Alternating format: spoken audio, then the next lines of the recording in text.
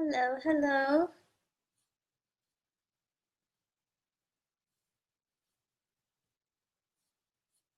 How is everyone doing today? Thank you for joining this part 2 series. Just curious, I see a few familiar names back here from last week. Wonderful. Thank you so much for joining. And welcome, welcome for those of you who didn't have the chance to join us last week. You can catch last week's recording on YouTube on the Veda Pulse channel, just in case you missed it.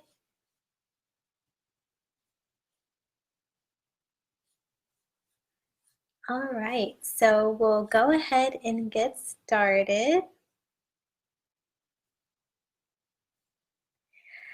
So in part 1 of this Agni series, we looked at the 13 types of Agni in our body and how the process of consuming food is transformed into the various dhatus or tissues that sustain our body, and how to recognize our own Agni tempos and their effect.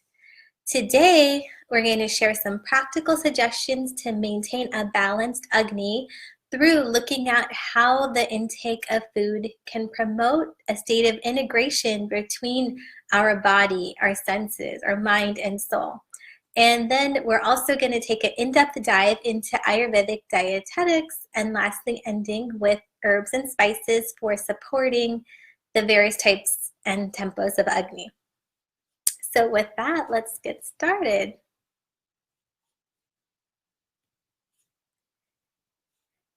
So Ayurveda stands apart from other diets as it's viewed from the standpoint of experience, as a whole body, mind, soul experience. So how do you experience the food? Food is not consumed for how much vitamins it has or what's in the food pyramid. Let's be real.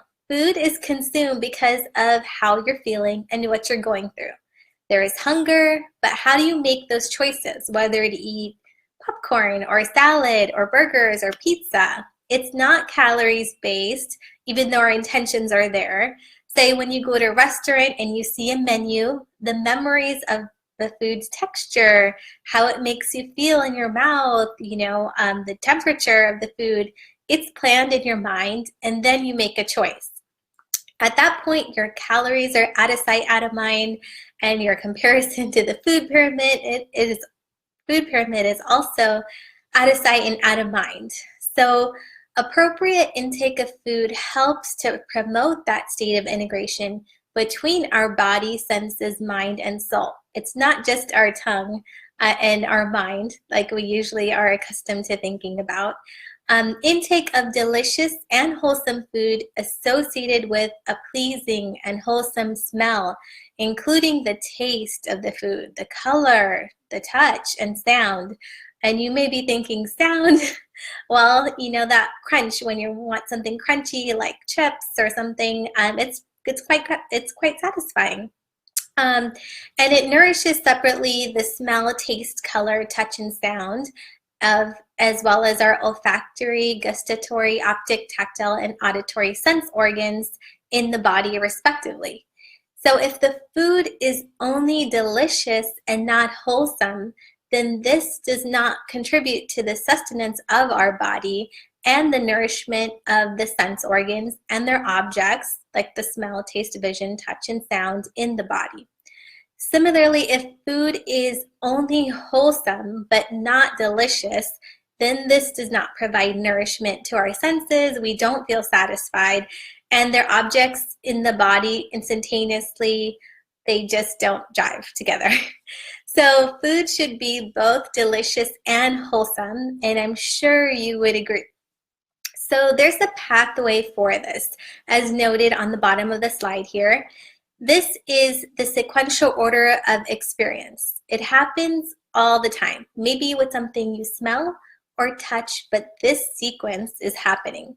And if it's disrupted anywhere, it will loop, and you just want to keep doing it again and again and again. And so wholesome food starts with mindfulness, where your consciousness is monitoring your mind. If you eat with mindfulness, then that's one step closer towards eating wholesome food. So if we just step back and think about what we're eating and what the intention is, that's wholesome food. And wholesome food is going to get digested, absorbed, and assimilated in our bodies. And it's beautiful because our body is designed in such a way that nothing can stagnate. And if it does, then that's the point where it becomes a feeding material for disease. And according to Ayurvedic philosophy, the sense organs are composed of the 5 Panch Mahabhutas, or the 5 elements, which we talked about in part 1. And these 5 elements get denuded each and every moment. So their continued replacement through food, through drinks, is considered to be essential for the maintenance of our health. And then in addition to replacing it, knowing how to consume food and when to consume food is just as important. So with that, we're going to dive into the 8 rules of Ayurvedic dietetics. And these are directly from the Charaka Samhita, a text which is 5,000 years old, which still to this day amazes me how relevant it is nonetheless. And this is meant to really give you a sense of what a wholesome diet in its entirety means, apart from just carb counting or calorie counting, etc. So with that, we'll go into number 1, nature of the substance. So observe in the food among the 5 elements which are the most predominant. In last week's example, we took the example of a almond. So this will give a clue as to how the 13 agnis we talked about works on it to go from digestion to absorption to assimilation in our body. And an easy way to decipher this is to look at a holistic picture of how the substance is created in nature. So for example, for those who consume meat, chicken is much lighter to digest than pork. Chickens run around very fast and pigs are very slow and heavy. In the same way, chicken will digest fast and pork is slower and heavier to digest. Another example, if you have excess vata, which is the wind and air elements, often characterized by a dry digestive system, dry stools, dry skin, joints, it would be best to avoid excessively eating dry foods such as chips and crackers, and eating more grounding and nourishing foods such as tubers like sweet potatoes and yams, which is a perfect season right now for those. And those grow under the earth's surface. They're very grounding and great for vata. On the contrary, if you have excess kapha and are trying to lose weight, these same tubers are not going to be beneficial, but rather squashes and gourds, which are lighter and fibrous, would serve that purpose better.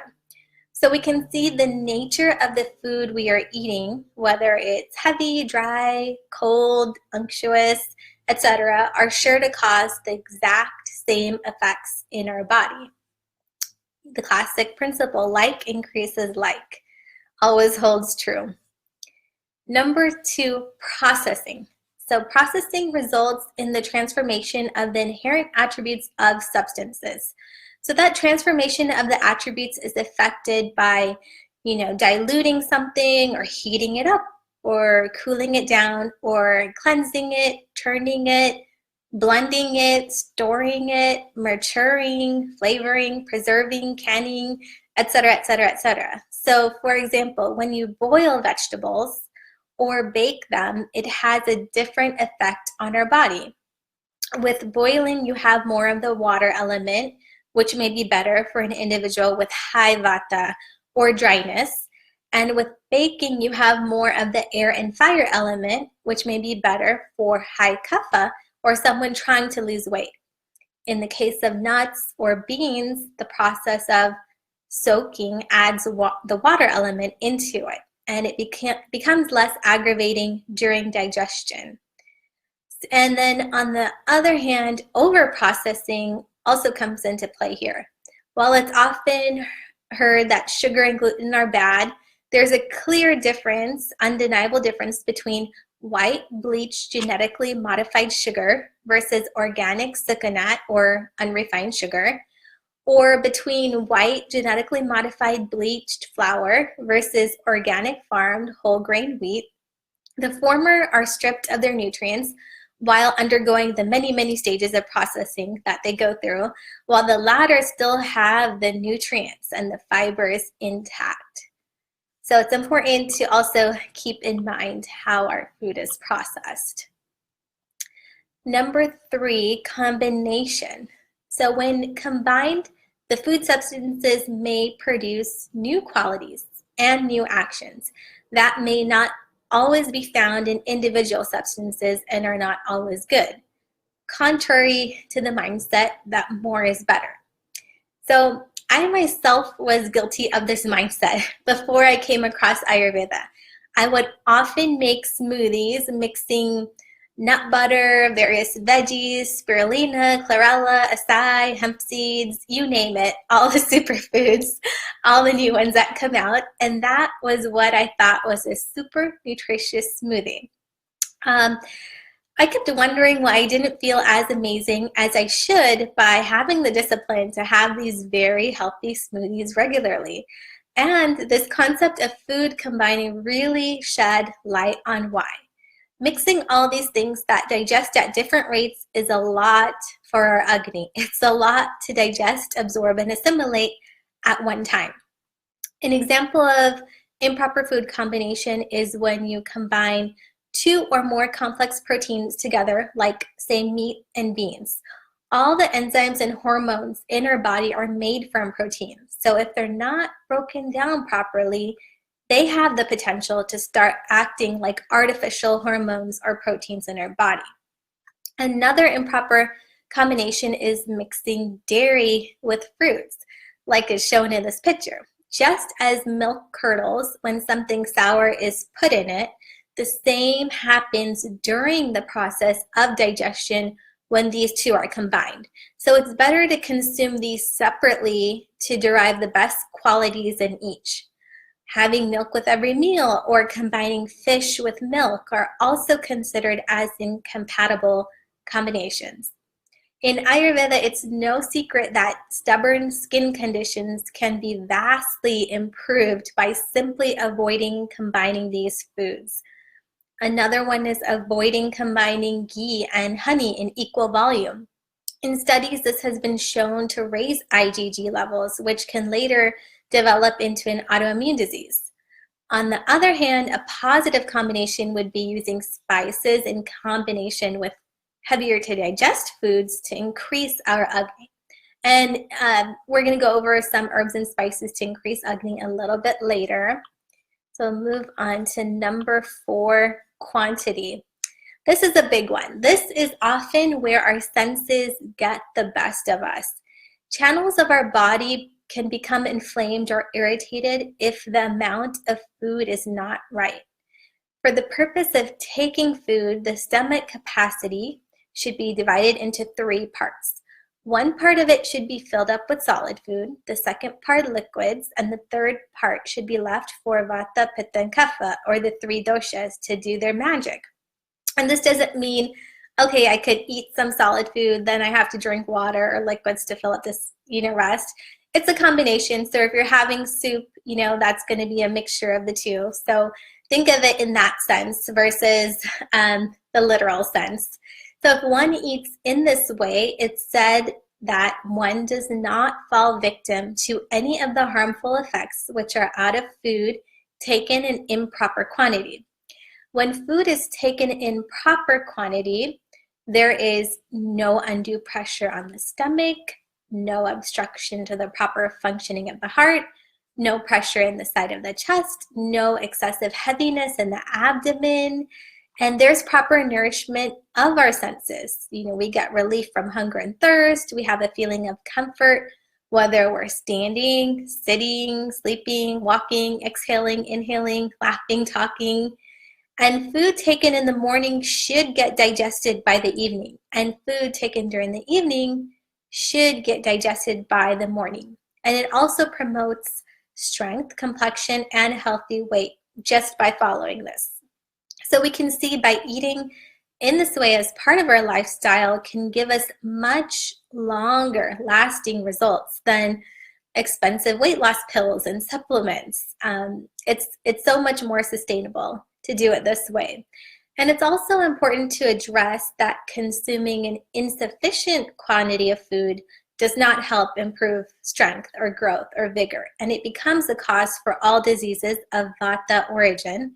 So you can see the importance of quantity here. Number 5 is geography. So climatic conditions in which the substance was grown or harvested is important to consider as well. Nature is a master chemist. It's amazing. It puts in ingredients for people in that area. So look at the region the substance was grown in. Practically speaking, eating locally grown fruits and vegetables are much more beneficial. If we live in a cold environment and eat tropical fruits like those in Hawaii, like coconut all day, which are very cooling all year long, it's going to surely hamper agni or digestive fire. And if we eat watermelon, which grows in the summertime for a reason, in the wintertime or all year long, just because it's available in the supermarket, that too is cooling and meant to be consumed in the summertime to rehydrate and replenish. And one of the most practical ways to eat seasonal is to shop at a local's farmer's market or look out for signs in your grocery store that say local. It's quite common these days, and it's just a matter of looking for those simple signs to help guide us in case we don't know which vegetables are in season. Number 6 is time, the time of consumption. Whether it's during the day or night or during certain seasons is also important. So when the sun is up, our agni or digestion power is much stronger than when the sun sets, which is why it's recommended to eat our heaviest meal at lunchtime and avoid those late night dinners, as hard as it is. Additionally, eating seasonal produce is also important right now in the wintertime. That means the more grounding veggies and healthy fats are beneficial at this time. And as time makes the substance change properties, for example, if you cook rice and you leave it for a day or two, it starts to begin to taste sour. And food doesn't remain the same after time passes, whether it's fruits such as raw banana, which is used for diarrhea, versus a ripe banana, which is not going to help in the case of diarrhea. So we can see that impact of time. Or, whether food is freshly cooked and consumed versus consuming a few days later or consuming frozen food or canned food. So eating fresh food is the most beneficial, wholesome, and fulfilling to our mind and our senses as well. Also in relation to time is regularity in eating schedules. Eating at the same time every day helps to maintain a balanced agni. As our body follows its natural biorhythm, secretions come out that help us digest our food. So we should definitely leverage that. And on the contrary, if we don't make the time and eat whenever we feel like it or quote unquote have the time, our body is not going to know when to expect food, and our agni will become vishama, or variable, as we previously discussed. Then we move on to number 7, discipline. So one should take food only when the previous meal has been digested. If one takes food before the digestion of the previous meal, the digestive product of the previous food provokes all the doshas, vata, pitta, and kapha instantaneously. And a disturbance in vata can cause colic pain, constipation, dry mouth due to the vishama or variable agni. And a disturbance in pitta can cause fever, diarrhea, internal burning, thirst, dizziness due to the tikshna or sharp agni. And an aggravation of kapha can cause vomiting, anorexia, indigestion, laziness, or just like an overall heaviness in the body due to the manda or low agni. which we talked about in detail in part 1. So if food is taken after the digestion of the previous food, agni is happy and all is good. And those digestive enzymes create an appetite, opens up the channels of circulation, provides good cardiac function and downward passage of the wind element or vata. And thus you get proper manifestation of the natural urges of voiding, flatulence, urine, stool, thereby promoting longevity in its entirety. And it's also important to have the discipline that you shouldn't eat in a hurry nor too slow. Apart from eating hurriedly, which can cause food to enter into the wrong passage and not being able to enter the stomach properly, it doesn't allow one to determine the taste, which we discussed in part 1, and that's part of the first process of digestion. On the other hand, if one eats very slowly, it doesn't provide satisfaction to the individual, and they will likely eat more than what's required. In addition, another discipline factor is one shouldn't talk, as hard as it is, or laugh or be unmindful while eating food. So that means not eating with any other distractions, such as watching TV or a movie. I mean, there's often times where you just sit there with a bag of chips or whatnot, and you don't realize you ate the whole bag. So it's really important how, like we talked about in the beginning, eating involves the body, sense organs, mind, and soul. So if you're distracted, then the process of digestion, absorption, and assimilation becomes hampered in your body. Another point on discipline is that one should eat after offering gratitude, whether that is just a moment of silence before eating, or a shloka offering devotion, or just being thankful for all who have contributed for the meal you have in front of you. From nature, who nurtures it, to those who harvest it, transport it, make it available, and prepare it. Eating is often done mindlessly today, but it's important to remember that all those who have sacrificed have done so for a higher purpose. And by eating the meal, your body, your mind, your sense organs, and soul are being nourished to contribute back to the world, whether that means helping others or just not hurting others with our mind, action, or speech. And finally, number 8, which is last but very, very important, arguably the most important, the individual eating is the main person responsible for the wholesomeness by habitual intake of things. Thoughts turn into actions, and actions turn into habits. So being empowered by this ancient and time-tested knowledge, we can use this to our advantage. And by really realizing that much of our health is in our own hands, and by creating healthy habits, we're essentially turning on the autopilot to good health, which is amazing. And so hopefully these 8 rules you were able to gain a deeper insight into your relationship with food and shed some light on what is wholesome and its effect on our agni.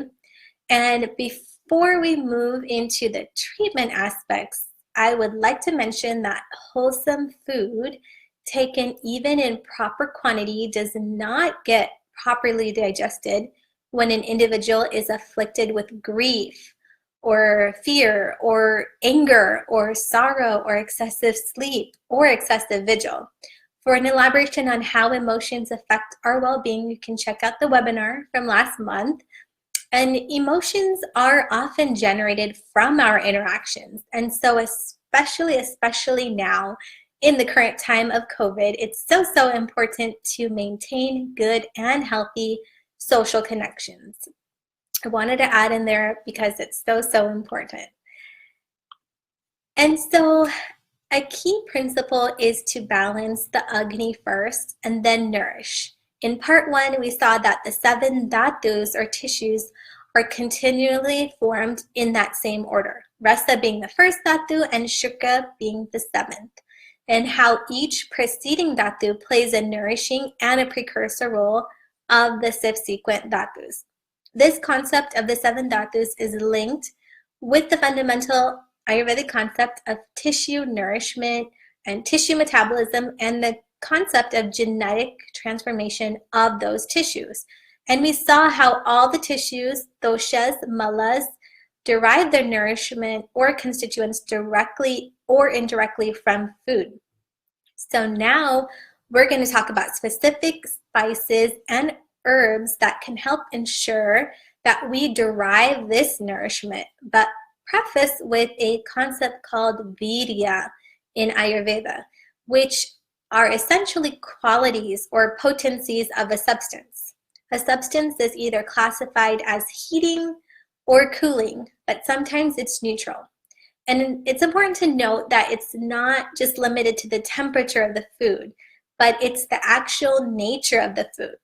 So if the fire element is predominant in the food, as it is in sour, salty, and spicy foods, they heat up the body, which in turn helps to augment, enhance, and correct that agni. This classification is classified as deepana. Deepa means lamp or light, and deepana essentially means lighting it or lit. And so agni is being lit. So the substances with the deepana quality raises the temperature in our body when we consume it. We must have noticed when we consume these types of food in excess, it results in sweating and/or loose bowels because the srotas or the channels become dilated. So in excess, these substances, they can actually have a weakening effect on the dhatu. So as you heard probably many times before, moderation is key. On the mind, when consumed in normal amounts, deepana substances invigorate and activate our senses. However, when consumed in excess, it causes agitation and dissatisfaction. So remember, it has an effect not only on the body, but also the mind and our senses. First, the person becomes rajasic because the physical qualities, but when it goes to the dhatus or tissues, it becomes tamasic. And the taste with the most fire element is pungent or spicy food, which generally increases the appetite. Think about jalapenos or ginger and how it makes your mouth water. So now we're going to go into a few deepana spices to enhance your agni. Apart from being pungent or spicy, they're light in the physical mass. So it never increases the dhatus or the tissues. Like we mentioned, like increases like. But on the contrary, they reduce them by taking away excess from the body and creating that lightness. So here we go. Black pepper. Black pepper is actually the spice that brought India to slavery. This spice was so expensive at one point in time in history that it sold more expensive than gold. It was called black gold. I'm sure everyone here has had a chance to try black pepper before, and it is quite heating and therefore good for balancing vata and kapha doshas, but not so good for pitta. So it should be ground fresh each time because there's volatile oil inside and it can escape and become rancid. And black pepper, when ground fresh, is actually capable of opening the head and neck prana channels. And black pepper not only helps the digestive channels by helping with indigestion, diarrhea, parasites, constipation, but also the respiratory channels. And so it's often used as a home remedy in instances of congestion, cold, cough, bronchitis, asthma. And this is really no surprise because usually when these come up, there is also congestion in the gut, and that's where agni resides. Wild celery seeds are pungent with a heating virya as well, and it has sharp and penetrating qualities, which make it good for pacifying vata and kapha, but increases pitta as well. But what the beauty of ajwain, which it's often called as well, it dissipates the gas and moves vata downwards, which makes them an excellent remedy for a stomach ache. in which case you can chew a quarter teaspoon of seeds followed by a cup of warm water.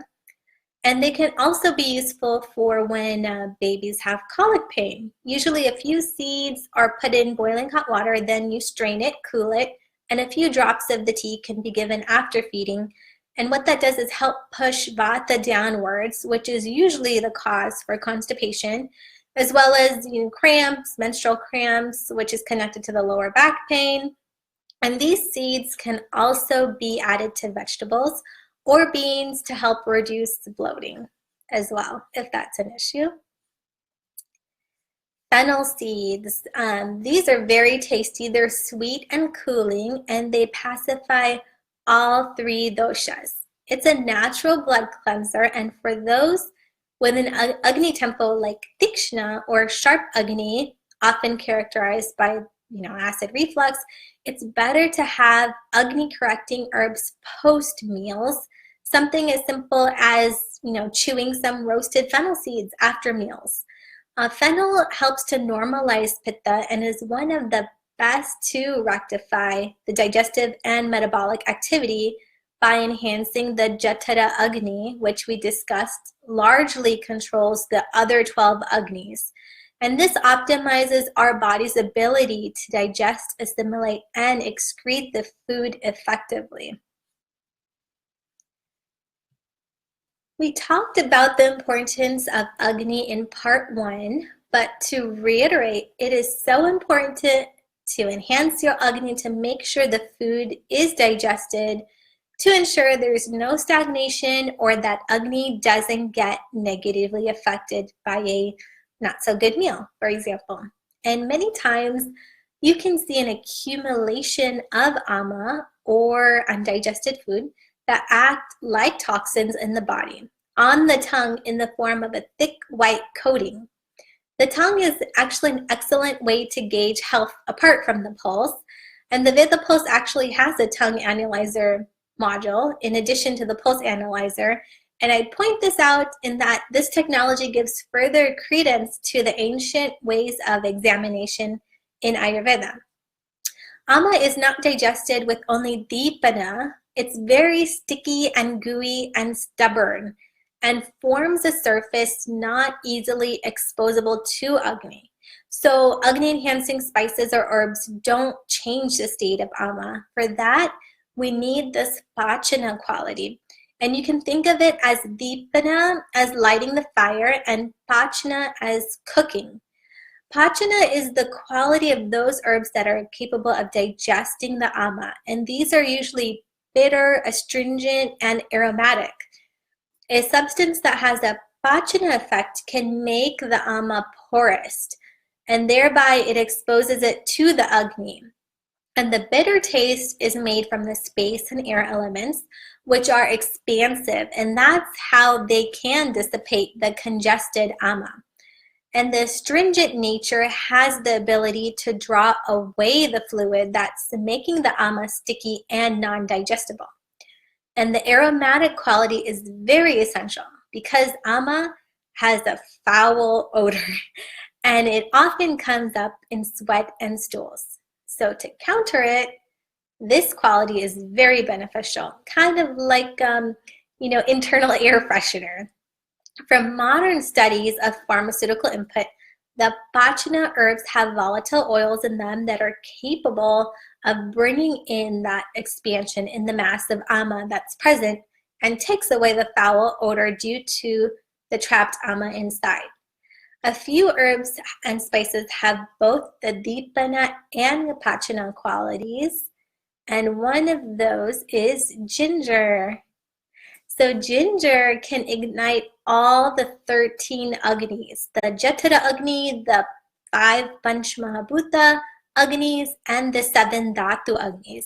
So that's why it's great for metabolism and it clears that ama by opening up the digestive, respiratory, and musculoskeletal channels so vata can work efficiently. That's why we see that ginger works well in joint pain, muscle ache, body ache, in the case of a fever. If you're using ginger for digestion, fresh is better, and if you're using it for the respiratory system, especially in the springtime, dry ginger is better. Even though ginger is heating, fresh ginger has a sweet post-digestive effect, so it can be beneficial for those with Tikshna Agni as well in small amounts. Apart from cooking, you can chew a small piece of fresh ginger 5 minutes before a heavy meal, or you can make a fresh ginger tea and just sip it throughout the day. Apart from digestion, we talked about the importance of absorption, because you may digest food very well, but if you have a leaky gut, nothing gets in and everything goes out. So absorption is key. And in the process of digestion, we talked about the process of food converting into rasa, rakta, and so on. Cumin is excellent for that conversion to take place, as it stimulates the villi and microvilli, so they are more activated to absorb. And it also helps to secrete juice from the stomach, intestines, liver, pancreas, and gallbladder, all of which allows rasa to be properly prepared. Cumin is light and drying, and it pacifies all 3 doshas, but in excess, it can aggravate pitta. It's commonly used for indigestion, gas, and allergies. And in addition to being a spice to improve the flavor of food, you can add cumin to meals to help absorb the broken down nutrition, or you can make a tea out of it along with fennel, ginger, and coriander seeds, which is a really famous common tea in Ayurveda. Then we have nutmeg. Nutmeg is pungent and hot, so it increases agni, but it can increase pitta. So the recommendation here is for vishama and manda agnis. It has a sukshma, meaning a subtle quality, which essentially allows it to enter into the minute channels of our body quickly. And that's why it ascends to the mind and helps calm it down quickly. And nutmeg also helps open up the channels of the chest, so it can help to breathe easier in the case of congestion, colds, and cough. And it's a very aromatic spice and helps to calm the nervous system and induce sleep.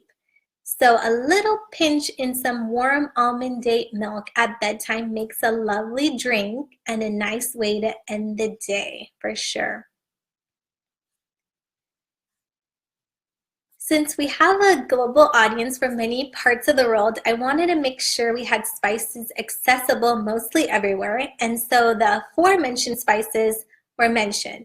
But for those of you with a keen interest in herbs specifically, the Veda Pulse Herbs module is quite fascinating, but today I wanted to spotlight one of my favorite herbs, which may be easier to find in some parts of the world than others, and it's called amalaki, also known as amla or Indian gooseberry, and another name is dhatri, which means mother or nurse. So it actually takes care of one in a similar manner.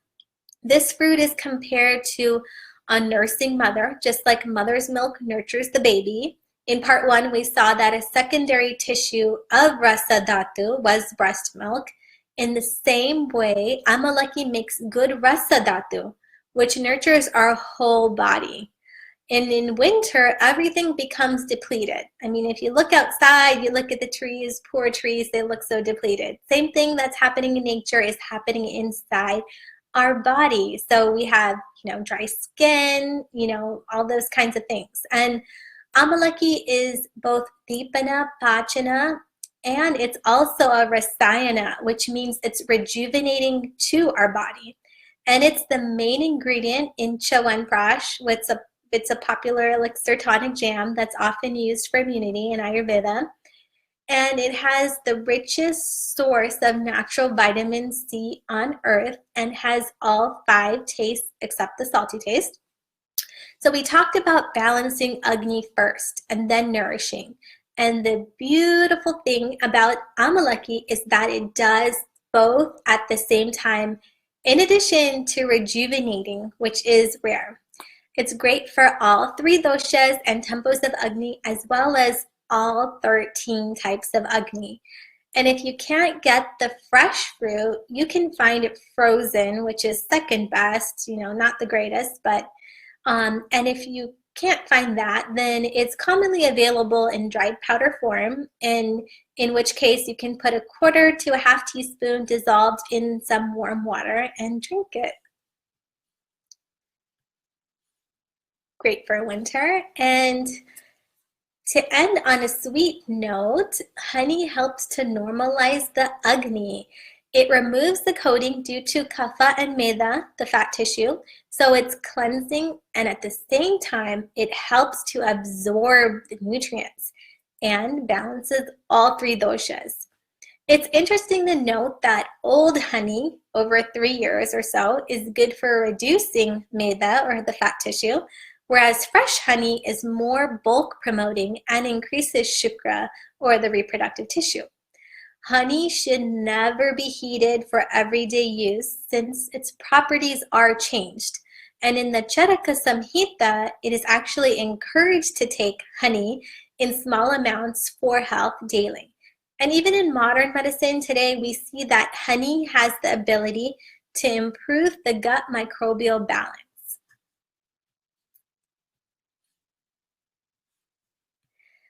As we come to an end of this 2-part Agni series, I know there was a lot of information shared, but I don't want you to become overwhelmed. Rather, my intention was to spark curiosity and bring awareness to the wide spectrum of perspectives Ayurveda has to offer in relation to Agni and health.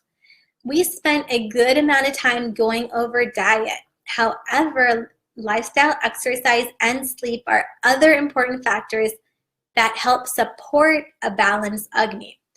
If you're physically prone to indigestion and bloating and mentally prone to anxiety, insecurity, and fear, be sure to pace yourself. Do yoga or exercises that are rhythmic instead of too intense, and stick to a regular routine to help balance your Agni. Now, if you're physically prone to hyperacidity and inflammation and mentally prone towards being irritable, or, make sure you slow down.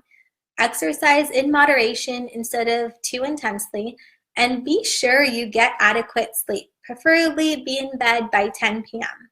so you can feel amazing in the morning and refreshed. And if you're physically prone to having a slow metabolism and mentally prone towards feeling lazy or feeling down, be sure that you avoid a lethargic lifestyle, which is really hard to do right now in the winter, especially in the time of COVID.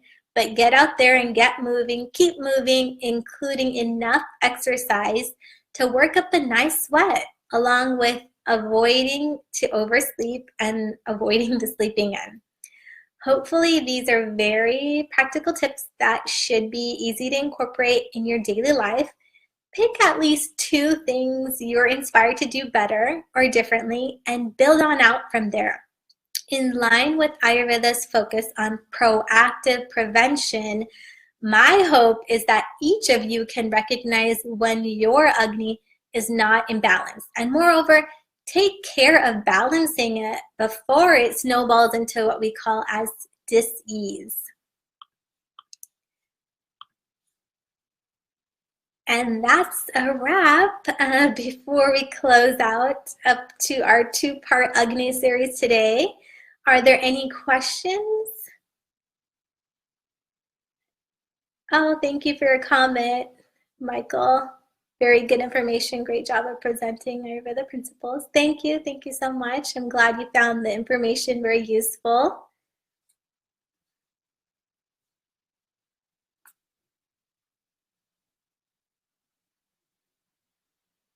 Oh, thank you so much, Anand. Thank you for joining.